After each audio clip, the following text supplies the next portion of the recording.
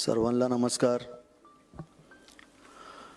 माझ्या राष्ट्रवादी कार्यालय पार्टीच्या वतीने सगळ्यांना मी नमन करतो।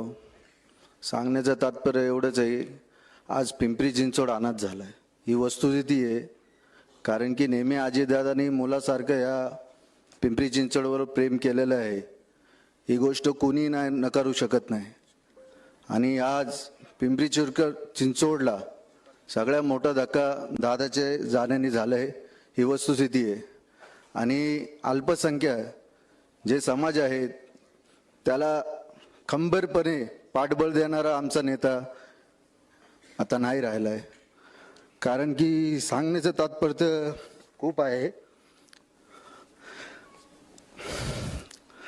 15 नोव्हेंबरला दादाला पत्र दिलं मी, आमचे अध्यक्ष योगेशजी बैल सोबत होते। 23 डिसेंबरला दादाने 48 लाखाचा निधी माझ्या सेक्टर 16ला पूल रस्त्यासाठी दिले। असा नेता आमच्यातनं हरवला आहे, याचं खूप खूप दुःख आहे। कारण की लोकांची नावं मनात मिटू शकतं, पण कोरलेली नावं कधी मिटू शकत नाही, मी ठामपणे सांगतो। आणि येणाऱ्या काळामध्ये दादांचा खंबीर शिलेदार म्हणून मी सर्वप्रथम संघ सोबत राहणार ही ग्वाही देतो। आणि माझ्या राष्ट्रवादी काँग्रेसच्या वतीने आणि माझ्या मुल्ला परिवारच्या वतीने भावपूर्ण श्रद्धांजली देतो। जय राष्ट्रवादी, आय लव्ह यू दादा।